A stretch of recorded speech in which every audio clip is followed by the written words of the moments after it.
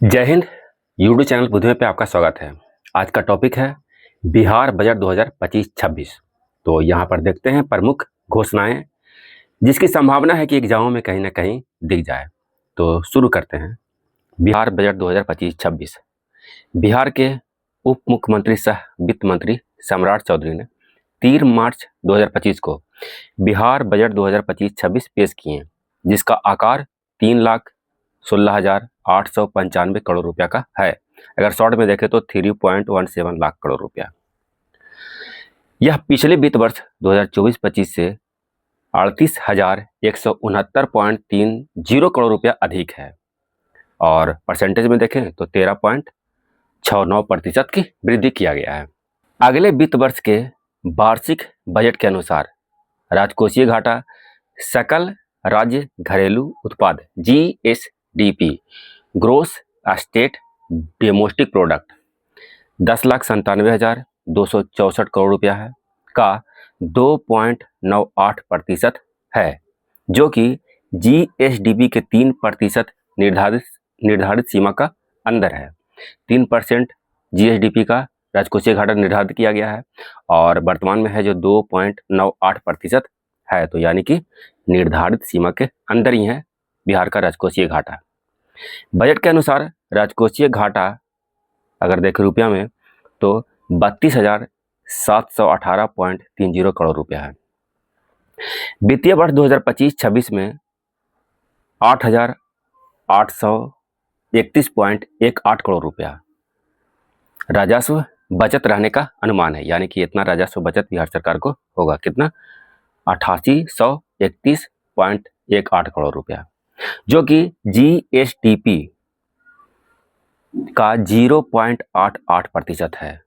कुल राजस्व व्यय 2.5 लाख करोड़ रुपया का है, जो कुल खर्च का 79.52% यानी कि 79.5% है राजस्व व्यय कुल। 15वें वित्त आयोग के निर्देशानुसार बकाया ऋण GSDP का 39.30% रखने की अनुशंसा की गई है, यानी कि जो बकाया ऋण होगा बिहार सरकार का, जो GSDP का 39.30% रहना चाहिए। 2025-26 के बजट में यह GSDP का 37.04% रहने का अनुमान है, यानी कि जो लाइन खींचा गया है कि जितना बकाया ऋण रहना चाहिए उसके अंदर ही है। 39.30% रहना चाहिए, लेकिन रह रहा है कितना? 37.04%, तो अंदर ही है। वित्तीय वर्ष 2025-26 में कुल 55,737.79 करोड़ रुपया का लोक ऋण लेने का अनुमान है। लोक ऋण कितना लेने का अनुमान है? 55,737 करोड़ रुपया, जिसे पूंजीगत मद में निवेश कर राज्य का सर्वांगीण विकास को तेज करने का लक्ष्य है। यानी कि राज्य के विकास के लिए इतना रुपया ऋण लेगी राज्य सरकार कितना? 55,737 करोड़ रुपया। बिहार बजट 2025-26 में सबसे ज्यादा व्यय शिक्षा पर किया गया है। कुल बजट का 19.24%। अगर रुपया में देखें तो 60,964.87 करोड़ रुपया व्यय किया गया है शिक्षा पे। दूसरे स्थान पर पेंशन है, जो कुल बजट का 10.5% है। रुपया में देखेंगे तो 33,389.43 करोड़ रुपया है, तथा तीसरे स्थान पर शुद्ध भुगतान। अब जो ऋण लिया है तो उस पर तो ब्याज भी देना पड़ेगा, तो शुद्ध भुगतान तीसरे स्थान पर है। कुल बजट का 7.26%। रुपया में देखेंगे तो 23,013.94 करोड़ रुपया आवंटित किया गया है। तो प्रथम तीन सबसे ज़्यादा जिस पे इन्वेस्ट किया गया उसको याद रखेंगे। सबसे ज़्यादा व्यय शिक्षा पर किया गया है 19.94% कुल बजट का, और रुपया में देखेंगे तो 60,964.87 करोड़ रुपया। राज्य में 534 में से 358 प्रखंडों में डिग्री कॉलेजों की स्थापना होगी। डिग्री कॉलेजों की स्थापना होगी 358 प्रखंडों में, बाकी में है। तो इससे पढ़ने का जो साक्षरता दर है जो बिहार का और बढ़ेगा, क्योंकि कॉलेज ना होने के कारण कई छात्र हैं जो छात्र छात्राएं हैं जो पढ़ाई अपना छोड़ देते हैं। तो अगर उनके प्रखंडों में कॉलेज की स्थापना हो जाएगी तो वो आगे की पढ़ाई जारी रखेंगे। शिक्षा विभाग के बजट में 8,000 करोड़ रुपया वृद्धि किया गया है। कितना किया गया है वृद्धि? 8,000 करोड़ रुपये की वृद्धि किया गया है। स्टूडेंट क्रेडिट कार्ड के लिए वित्तीय वर्ष 2025-26 में 1,000 करोड़ रुपये का प्रावधान किया गया है। स्टूडेंट क्रेडिट कार्ड के लिए 1,000 करोड़ रुपये का प्रावधान किया गया है। इंटरमीडिएट के बाद के शिक्षा प्राप्ति के लिए 4 लाख रुपए तक के लोन दिए जाते हैं, जिसमें लड़कियों को तो मात्र 1% के ब्याज दर पर ही लोन दे दिया जाता है। कक्षा 1 से लेकर के 10 तक के सामान्य छात्रों की छात्रवृत्ति को दुगना कर दिया गया है। नए क्षेत्रों में निवेश को बढ़ावा देने के लिए 5 प्रमुख क्षेत्रों में नई नीतियां की घोषणा किया गया है। नई नीतियों की घोषणा 5 प्रमुख क्षेत्रों में कौन कौन सा वह क्षेत्र हैं तो देखते हैं। दवा उत्पादन में बिहार शून्य, यानी कि बिहार में दवा का उत्पादन नहीं होता है। इसके लिए फार्मास्यूटिकल नीति लाकर राज्य में दवा निर्माण को प्रोत्साहित करने का निर्णय लिया गया है। उद्यमिता को बढ़ावा देने के लिए बिहार औद्योगिक निवेश प्रोत्साहन नीति 2025 लाई जा रही है। इससे पहले बनी निवेश प्रोत्साहन नीति 2016 का स्थान लेगी। जो नया औद्योगिक निवेश प्रोत्साहन नीति 2025 आ रहा है, जो निवेश प्रोत्साहन नीति 2016 का स्थान ले लेगी। बिहार में बायोफ्यूल उत्पादन प्रोत्साहन नीति 2025 लागू की जाएगी। कृषि अपशिष्ट और राज्य के प्राकृतिक संसाधनों का उपयोग इसमें किया जाएगा। चौथा है बिहार खाद्य प्रसंस्करण नीति 2025 लाने की घोषणा किया गया है। इससे फसलों और फलों के प्रसंस्करण की नई इकाइयां खुलेगी। पांचवा है प्लास्टिक विनिर्माण क्षेत्र में को भी बढ़ावा देने का निर्णय लिया गया है। प्लास्टिक विनिर्माण क्षेत्र को बढ़ावा दिया जाएगा। कृषि विभाग के लिए कुल बजट का 1.11% रुपया में देखें तो 3,528.22 करोड़ रुपया, यानी कि 3,528 करोड़ रुपया आवंटित किया गया है कृषि विभाग के लिए। बिहार के 21 कृषि उत्पादन बाजार प्रांगणों के आधुनिकीकरण एवं समुचित विकास के लिए 1,289 करोड़ रुपया आवंटित किया गया है। राज्य के सभी अनुमंडलों व प्रखंडों में कोल्ड स्टोरेज की स्थापना का निर्णय लिया गया है। कोल्ड स्टोरेज स्थापित हो जाएगा तो इससे कृषि प्रोडक्ट है जो खराब नहीं होगा, उसमें रखेगा तो। और पूसा जो समस्तीपुर में है, में गुड़ के लिए सेंटर ऑफ एक्सीलेंस की स्थापना किया जाएगा। तो गुड़ के लिए सेंटर ऑफ एक्सीलेंस कहाँ स्थापित किया जाएगा तो पूसा है जो समस्तीपुर जिला में है। राज्य सरकार द्वारा national cooperative consumer federation NCCF व नेफेड से समन्वय कर मूंग, उड़द, अरहर आदि दालों का MSP मिनिमम सपोर्ट प्राइस तय करते हुए किसानों से उसी मूल्य पर इनकी खरीद होगी।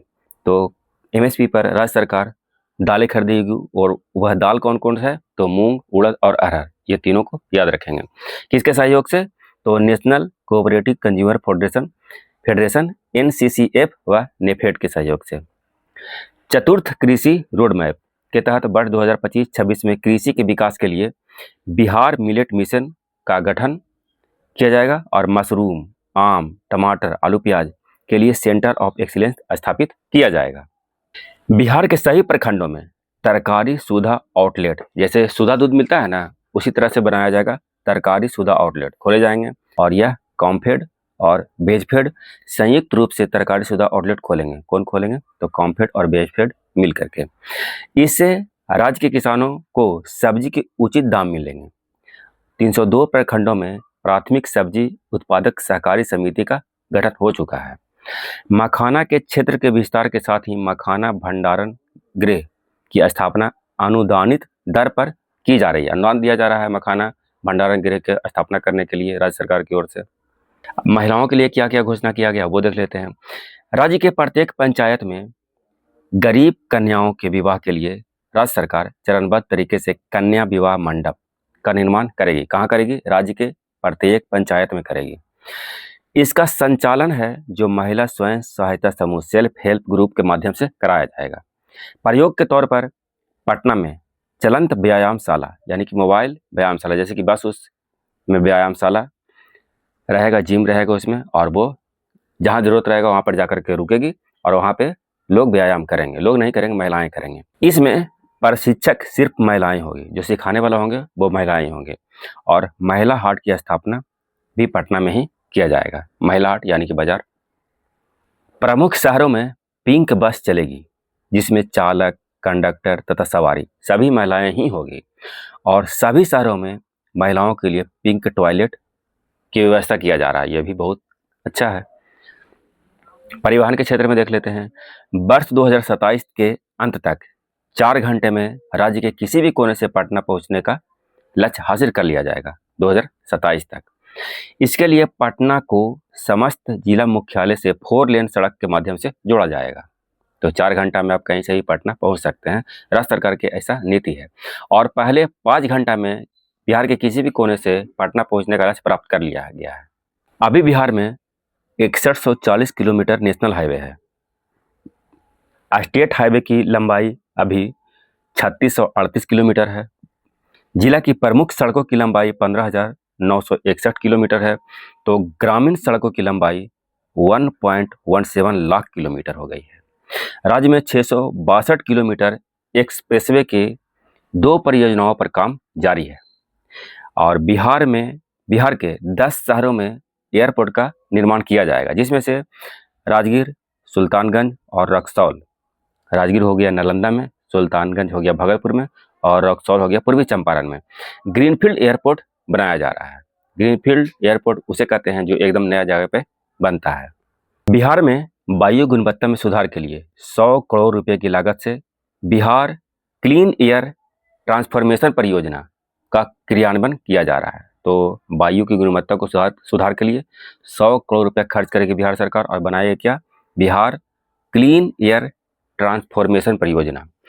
सभी राज्य के सभी प्रमंडलों में राष्ट्रीय मानकों के अनुसार स्पोर्ट कॉम्प्लेक्स का निर्माण किया जाएगा और राज्य के सभी प्रखंडों में आउटडोर स्टेडियम, यानी कि घर के जो बाहर खेलने वाला फील्ड होता है वो आउटडोर स्टेडियम के निर्माण में तेजी लाने की घोषणा किया गया है। तो ये खेल को ही बढ़ावा दिया जा रहा है। प्रवासी मजदूरों के लिए विभिन्न शहरों में प्रवासी मजदूर सेंटर खोले जाएंगे। बिहार सरकार साइबर अपराध को रोकने के लिए डेटा सेंटर स्थापित करने का निर्णय लिया है और बिहार का विकास दर जो अभी है 14.5% है। रुपया कहाँ से आता है इसके बारे में जान लेते हैं। 3 बड़ी मदों के बारे में, ज़्यादा नहीं, कम से कम 3 देख लेते हैं। सबसे बड़ा, उसके बाद केंद्रीय करों में राज्यों का हिस्सा 43.68%, पहले स्थान पे हो गया ये। राज्य सरकार के कर राजस्व से 18.77%, ये दूसरे स्थान पर हो गया। और लोक ऋण, पब्लिक ऋण 17.58%, ये तीसरे स्थान पर हो गया। तो ये 3 को कम से कम ध्यान रखेंगे, यहाँ से प्रश्न आ सकता है। कौन कौन है? केंद्रीय करों में राज्यों का हिस्सा, राज्य सरकार के कर राजस्व से और तथा लोक ऋण से। 3 बड़ी मदें हैं। और रुपया कहाँ जाता है? आता है तो कहीं जाएगा भी। तो 3 बड़ी मदें वहाँ भी देख लेते हैं। सामाजिक सेवाओं पर 39.80% खर्च किया जाता है राज्य सरकार द्वारा। सामान्य सेवाओं पर 28.94% तथा आर्थिक सेवाओं पर 23.58%। ये 3 बड़ी मदें हैं, सामाजिक सेवाएं, सामान्य सेवाएं और आर्थिक सेवाएं। तो ये बिहार बजट 2025-26 के प्रमुख घोषणाओं में से कुछ इम्पोर्टेंट यहाँ पे लिया गया था, जिसकी संभावना है कि एग्जाम में कहीं ना कहीं दिख जाए। तो वीडियो देखने के लिए बहुत बहुत धन्यवाद। यदि वीडियो पसंद आए तो लाइक, सब्सक्राइब और शेयर करना ना भूलें। जय हिंद।